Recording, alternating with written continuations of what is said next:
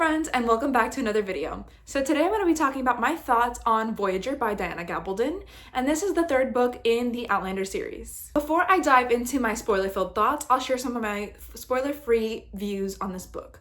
So this book starts right after we left off with Dragonfly and Amber. So if you haven't read that, I recommend that you read the first two books to get some information about what's happening in this book. But we pick up right there, and we pick up with Claire and Jamie separated. I will say that. That's not a big spoiler, but they are separated at the beginning of this book. And this book was very interesting about trying to figure out how they were going to come together. And seeing that journey was really impactful to me. I think the first half of the book had a lot going on, and there was a lot of important things that we were discovering about both Claire and Jamie and Brianna and Roger as well. But the second half of the book felt a little bit like Diana didn't really know what to do with the plot in this one. So those were kind of my thoughts. I felt like the beginning was interesting, and then it seemed like she didn't know how to get the characters to the place where she wanted them to end up at the end of the book. But those are just my feelings on it. I love that we get more of Fergus in this book, and we get to meet a new character, Marceline, and we get to meet young Ian, who is Jenny's son. So we get to meet this new cast of younger characters in this. So we get some new fresh blood in this book, as it's been 20 years that Jamie and Claire have been apart. So I absolutely love getting to know some of those characters, and the adventures that happen in this book are absolutely crazy. It is a sprawling story. The title is Voyager because they go to a bunch of different countries. They are not just in Scotland in this one anymore, and we make it to Jamaica, the West Indies, and at the very, very end, America. So it's a very sprawling story. I think this is also one of the books that ranks somewhere in the middle for me. I think this is higher ranked than Dragonfly and Amber, say, but lower than Outlander, lower than A Breath of Snow and Ashes and Drums of Autumn. But I'd say it's towards the upper part of the middle for me. I did like a lot of things about this book, and I loved that we get to see Lord John Grey in this book for the first time. We really get his introduction in here. But those are some of my spoiler-free thoughts. If you're not interested in seeing my spoiler-filled thoughts, if you want to read the books and come back, I recommend that you do that. Or if you don't care and you want to proceed, the next section will be full of spoiler-filled thoughts. But this is your warning, so please know that those will be the end of my spoiler-free thoughts. I really like this book. I like the series a lot. This was a book where I was starting to get more into some of the younger characters and be more interested in knowing what happens after Culloden and that whole storyline, especially because those were things that I knew about for a long time. I was spoiled for the first two books because I watched the TV series first, so I kind of knew how that plot played out, so it was interesting to see what else Diana was going to do with the characters in this one. Alright, so let's jump into my spoiler-filled thoughts. If you see me looking down, it's because I am looking at my journal. It has been a few months since I've read this book, so I don't remember all of the details off the top of my head, but I took a lot of notes. I went through it and just thought about everything again and wrote down what I thought was most poignant in this book. So at the beginning, we pick up with Jamie's perspective. He has actually survived the Battle of Culloden. So at the end of Dragonfly and Amber, I did mention that he was prepared to die there. He wanted to die at Culloden. He sends Claire through the stones so that Brianna can be born to protect their child, but he fully intends to die there, and it's actually surprising to him that he has survived. He thinks he is in hell at the beginning of this, which is really interesting to see. And I will note that there is a lot of time hopping in this book. We do get to see a lot of the years of what Jamie is up to when Claire has gone to the future. So we get all of that background, and then we eventually see that Claire has rejoined Jamie later in the book, so we get all of that too. But the first half is about their stories separate from each other. So it's about Jamie's story after Culloden and Claire trying to figure out what happened to Jamie in the book. And then the second half is them being reunited. So it is a little bit frustrating because they are apart for a decent chunk of this still. Jamie has his life spared by Lord John Grey's brother because in Dragonfly and Amber, he comes across Lord John Grey and he spares his life. So that incurs a debt of honor on the Grey men. And his brother decides to spare Jamie after the aftermath of Culloden, even though all of the other rebels were being shot at that time. So Jamie is very ill. He has a fever from his injuries, and he's sent to Lallybroch, where Jenny basically forces him to recover. And then he spends 7 years in a cave living there, and he tries to support his family however he can, but he knows that he is proving to be a danger to them because there is the fear that they they will be discovered at any point as having harbored Jamie, so it is dangerous for them as well. And in November of 1752, young Ian is born. I absolutely love that. And Jamie is almost arrested by English soldiers. This is kind of like the last straw for him, and he realizes that something has to be done. So he decides that he's going to have himself be arrested. He plans it out with his family so they can end up getting the reward money for him, and that is how he's gonna proceed because he doesn't want his family to be in danger anymore. Also, we see a really difficult scene where young Fergus goes to visit Jamie in the cave, and he's bringing him food and drink, and he comes across these English soldiers who end up cutting off his hand because he didn't want to give them up the alcohol that he had, and it was really heart-wrenching to see. I was really disturbed seeing that, and I felt so bad for young Fergus, but it is a very defining point in his life, and he has a really funny line where he says that he is now a man of leisure, and I absolutely love seeing that because I know that in Dragonfly and Amber, Jamie promised that he would always care for Fergus. So on the eve of Jamie being arrested by the soldiers again, he ends up sleeping with Mary McNabb. She provides him comfort because she wants him to have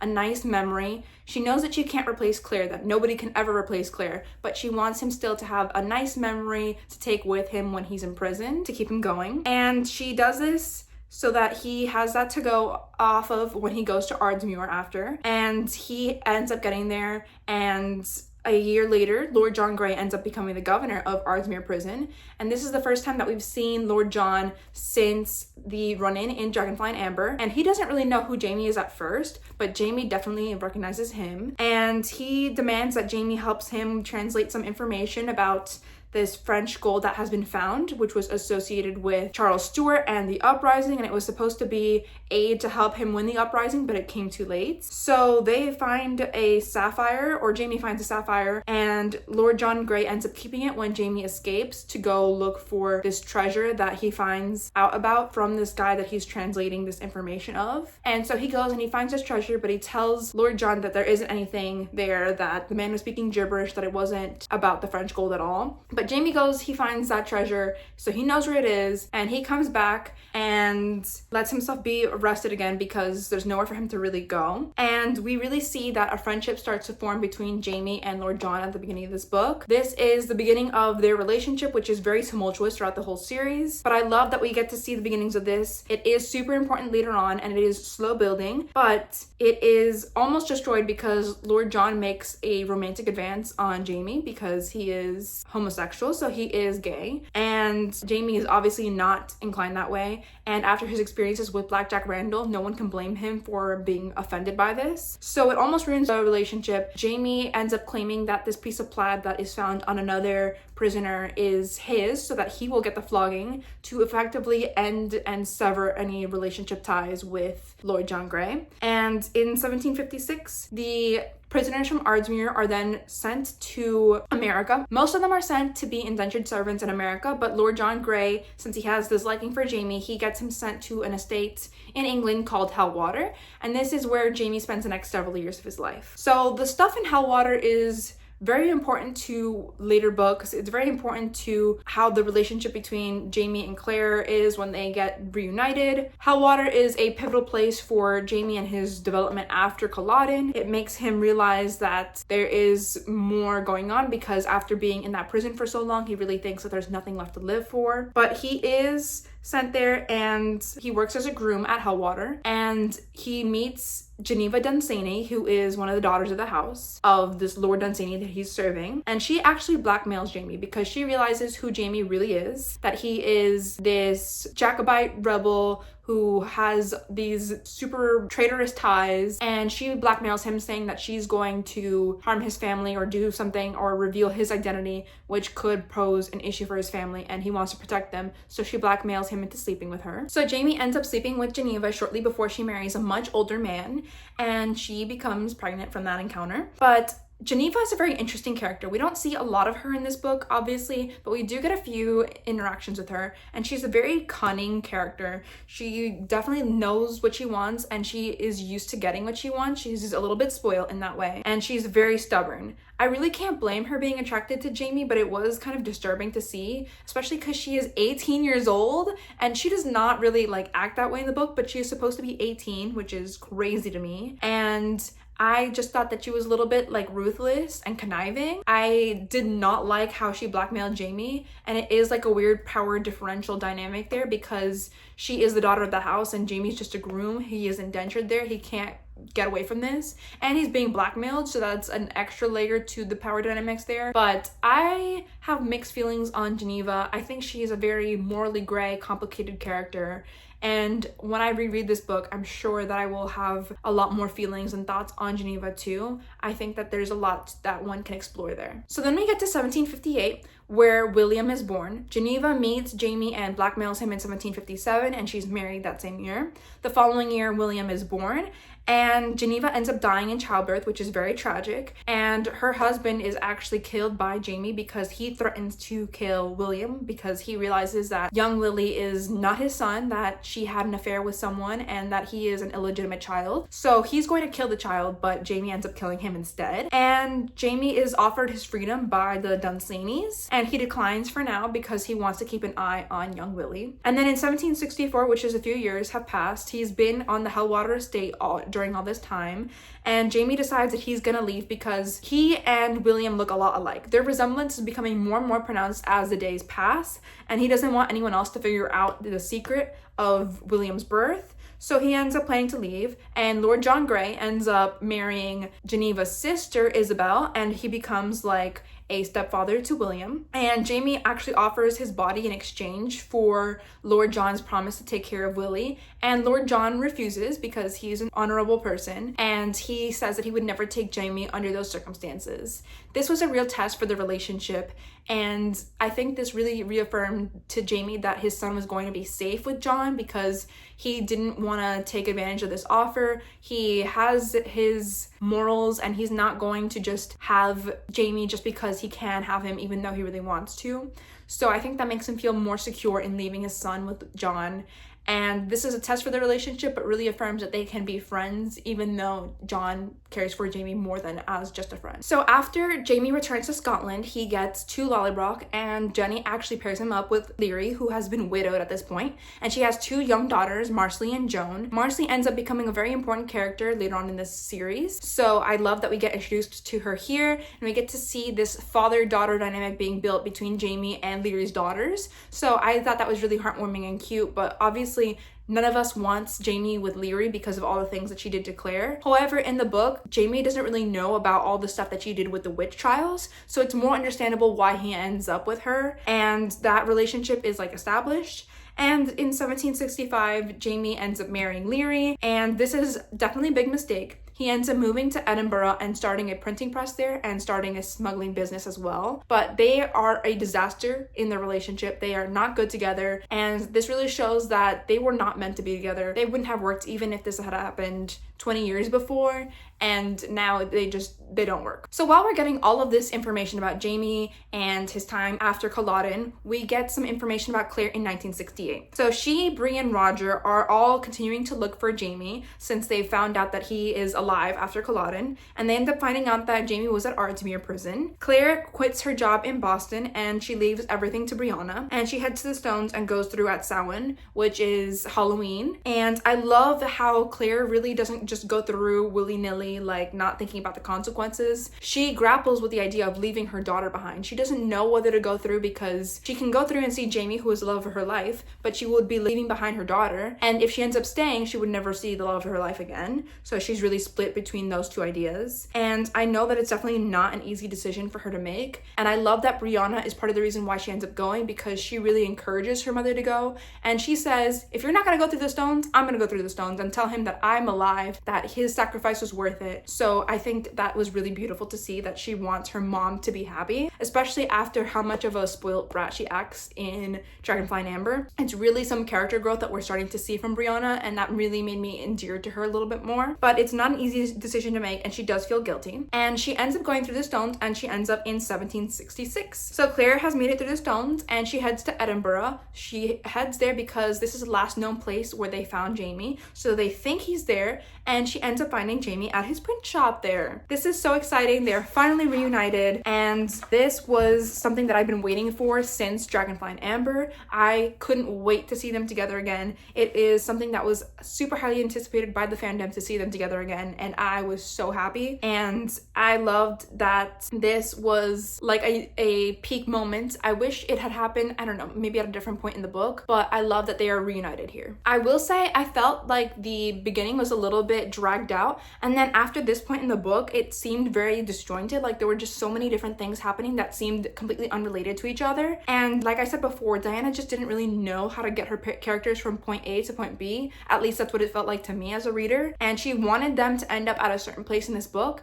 and she wants certain things to happen, and she's just like, okay, we're gonna do it, and it doesn't really feel connected, if that makes sense. So she wants them to end up in America at the end of the story, but she needs a reason for why they get there, and she sets up all these hijinks that happen in this book to get them there. One plotline that I felt was really contrived and was just a push to get Jamie and Claire out of Edinburgh was the burning of Jamie's print shop. I know that fires were really common in that time, so it made sense that Jamie's print shop could be burnt, but I just really didn't like how she did this, and it felt just purely for convenience. Like there was no other real reason for it seemed, and it created some drama, of course. But I think this is just to create a reason for why Jamie and the rest of them have to end up leaving Edinburgh and force their hands so that they have to end up leaving Scotland. Also, at this point when they're in Edinburgh, Claire meets Margaret Campbell and her brother, and Margaret Campbell is a patient of hers because she's clearly neurodivergent, so Claire is asked to see if she can help her. And she has some PTSD from things that happened at the Rising at Culloden, and she's definitely mistreated by her brother. This was really sad to see, and I just felt so much for Margaret in this. And she does appear later on in the book, but at this point you don't really know why she's there. It feels a little bit just like another one of Claire's patients, but she does play a more important role later on in this story. So Jamie, Claire, and young Ian are part of a smuggling operation, and they're stopped by English officers. So they're trying to smuggle to earn some money because Jamie has to earn money, make a living, and the printing press has been burnt. And they're actually stopped by English officers, but they end up escaping, so they have to leave Edinburgh. And they return to Lallybroch because they have to get out of there. And events here just go absolutely bonkers wild. Jamie knew young Ian was with him in Edinburgh the whole time, and he never told his parents, so Jenny and older Ian are very upset with him, and this is super awkward. And even more awkward and even more chaotic, Leary Mackenzie ends up showing up, and she confronts Jamie about his bigamy because Claire is back, so he married her as a second wife basically, but his first wife was still alive. And she shows up with Marsley and Joan, and Claire has no idea what has happened, and she's like, I'm gonna leave Jamie, this is crazy, this is too much, he didn't tell me about any of this, he married this girl who wanted to get me convicted and burned as a witch. Like, no, I can't do this. But she ends up having to come back because Jamie ends up being shot by Leary, and she has to treat his wounds to make sure he doesn't die. This is super outrageous, and I was a little annoyed seeing Leary again, but it made sense. And I was just more annoyed with Jamie. Like, how could you not tell Claire that you married Leary, especially after all the things that happened in Outlander? This was just wild to me. It was a little bit out of character for him, but I think he takes an important lesson from this and learns that he needs to be forthright with Claire going forward. So I don't think that this is something that happens again later on in the books, but it is an important milestone for the relationship to figure out that they need to be clear and honest with each other, always. But Jamie and Leary's marriage is then voided by Ned Gowan, who is still alive, and he's working as a lawyer, so he voids their marriage, and Jamie is forced to pay alimony for the dissolved marriage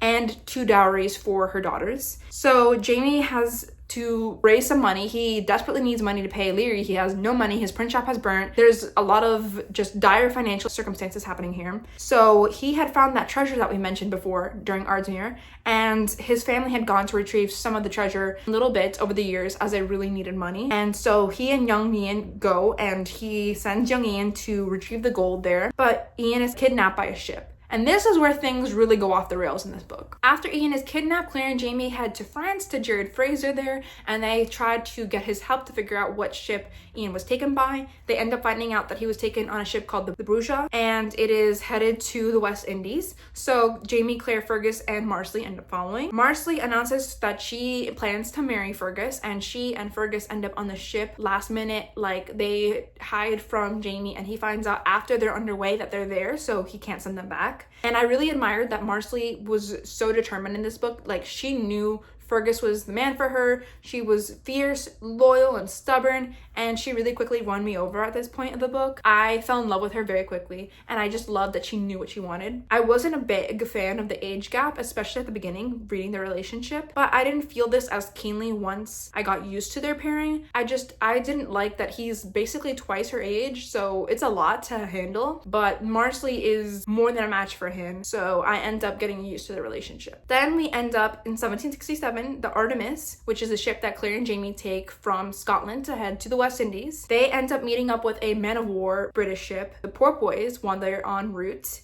And Claire is needed as a surgeon on the Porpoise because there's a lot of influenza and infection and disease on there. So she's needed to help heal the people. And when she's on that ship over there healing people, the Porpoise just leaves Rougeau behind and she ends up being abducted, which is wild. This is the first of many times that Claire is just abducted on ships in the series. And the Artemis is left behind. Jamie is pissed. And Claire is trying her best to fight the illness on the ship, and she meets Lord John Grey. She doesn't know who he is yet, but she meets him and finds out that he's the new governor of Jamaica. Jamie is in danger of being arrested by people on the Porpoise because there's someone who knows of his past there. So Claire realizes that if they end up having to meet in Jamaica and Jamie heads to the ship where the Porpoise is, he's gonna be arrested. She doesn't want that to happen. So she ends up escaping and she jumps overboard and ends up in Hispaniola. And this is to protect Jamie from being caught. And eventually Claire and Jamie are reunited as the Artemis runs down in Hispaniola. This is just super crazy. There was like a wild hurricane storm happening. The Artemis sinks. Like so many things are happening. And I'm just so frustrated in this book seeing them split apart. But I had to keep reading because I was eager to see them reunited again. And I just had to know how it was gonna happen. And on the island of Hispaniola, Fergus and Marsley are finally married. And this is a very beautiful scene. I love when Jamie gives him the last name of Fraser. He has finally claimed Fergus as his son, and this is really beautiful, especially for Fergus, who has been an orphan his whole life. He doesn't really know who his parents are. To have that relationship like be fully established and realized here is beautiful. And we eventually end up arriving in Jamaica. So this is where Ian is believed to be, and they are preparing for the governor's reception, and this is where they're going to try to gain some info. And side note, going back to Fergus for 1 second, I think my favorite version of Fergus is in this book. Like, I think his character is the most interesting and fascinating and heartwarming to me in this book. I love him as an adult here and in Dragonfly and Amber. Like, these two books are really him at his absolute best, and I love him. But going back to Jamaica, we realize that Lord John Grey is the new governor of Jamaica. And Claire ends up confronting him about the nature of his relationship with Jamie because he's doing some moony eyes with Jamie there. And we have a little bit of interaction there. He has that sudden shock of seeing Jamie for the first time in years. And that was really interesting to see, especially because they have not seen each other since the events of Hellwater. And then Claire and Jamie end up heading to Rose Hall, and they learn that Mistress Abernathy, dun dun dun, is Galis Duncan. And we thought that she died after Cranesmuir, that she was burned as a witch, but she ended up making it out because she blackmails Dougal into getting her out of there. We also suspect that she has something to do with the disappearance of young Ian, that she maybe abducted him, but of course she plays very coy and innocent in this. And so they end up having to leave, but they do come back with help to look for Ian on the estate. And Claire runs into Archibald Campbell, who is Margaret Campbell's brother, and we learn that she has had a prophecy involving the Frasers of Lovett, and it is basically saying that the last of the Lovett line will be the ruler of Scotland, and it would be a child that was born 200 years old at birth. So Galis has got it in her head that this means Brianna, because Claire was pregnant with Brianna and travels 200 years forward into the future to have the child. So Galis thinks it's Brianna, so she's planning to go through the stones. And Claire and Jamie end up heading to a cave called Abandaway, and they think that Galis has taken Ian there, and she's trying to use him as a blood sacrifice in order to travel through time. And there is a very near miss for Brianna in this. Like, this was so close for her and for Ian as well, because Galis was going to just slaughter him. And she believes that Bree is the subject of the Fraser prophecy, and Galis has clearly lost her mind. Like, she's crazy, full on. She has lost a grasp of reality. She is just desperate to realize her dream for an independent Scotland. Like, she's been working for this so long and has had every effort that she's made been thwarted, and she's getting older, so she's running out of time to see this mission through. So she is doing whatever she can can to get an independent Scotland from England. And she is super ruthless in this book. She is not feeling indebted to Claire anymore. Like, that friendship debt that she felt in Outlander has been resolved. So she's doing whatever she feels she has to. And as Claire and Jamie end up dealing with that situation, Claire ends up killing Galis. So that's the end of her. We know she's dead for sure this time. And they end up saving young Ian and escaping. So they head out and they find out that the porpoise is following them. And they are trying to outrun the ship, but they have a really tiny little boat. And the porpoise is a massive ship. But they end up being super lucky and the porpoise gets drowned and sunk because of a hurricane. And Claire ends up falling overboard during this hurricane and Jamie has to rescue her in the deep ocean. And they eventually reach land only to find out that they've made it to Georgia in America. So that's the very end of the book. And they have made it to America, which is surprising. We didn't really expect that. And they thought that they were still somewhere in the West Indies, but the storm just blows them completely off wind and they end up there. I thought that the whole leaving sequence was really crazy. This was a lot of things happening in this section. And I'm glad that we dealt with the porpoise, that they're sunk, that they aren't continuing to be a looming threat. Like, later on in some of the books in this series have unresolved things that get carried through to multiple books, which I found to be frustrating, especially because some things felt a little bit dragged out. But in this one, it's resolved. And overall, I did like this book. The first half was dragged out, the second half was action-packed, but I felt like some of the action that happened in the second half of the book was a little bit unnecessary. And I think that the second half was a little bit disorienting too. It was a little fruitless in all these quests. It felt like a little bit of a quest book here at the end, but it is still more of a self-contained novel. Some of the books later on in this series are more sprawling just chapters of their lives, whereas the first 2 to 3, I would say maybe 4 books have very defined beginning, middle, and end, and it is a defined book by itself without just being a chapter of the ongoing saga. And I am, or was, super excited to read Drums of Autumn after I read this. I absolutely love Drums. So my review of that will be a lot more positive than my review of Voyager has been, but I absolutely love that book, and I was super excited at the end of this to go into Drums of Autumn because I wanted to see what their journey was going to be like in America. I love all the stuff like leading up to the revolution. I loved seeing kind of some of those dynamics and politics. I don't love the war aspects, but I love seeing them interacting with just the new world. I think that's really cool. So yeah, those are some of my thoughts on Voyager. I really felt like Bree and Roger were very absent in this book, but we do get a lot of them in Drums, so that'll make up for it. But after having them introduced in Dragonfly and Voyager, they're both just very small roles for these two characters, so I'm eager to get more of them in Drums. And I loved seeing Marsley and Joan. They were beautiful new characters. Young Ian really won my heart over in this, but I wanted more of him, and I know that we get a lot more of him in Drums, so that is super exciting. I love seeing how he idolizes Jamie in this book, how he adores him, and I just like seeing these new characters. I think that was my favorite part of this story. We also get a little bit of backstory of what Claire's relationship with Frank was like in the book after she returns from the past. And I thought that was really interesting, how Frank really doesn't believe anything of what she's been through. And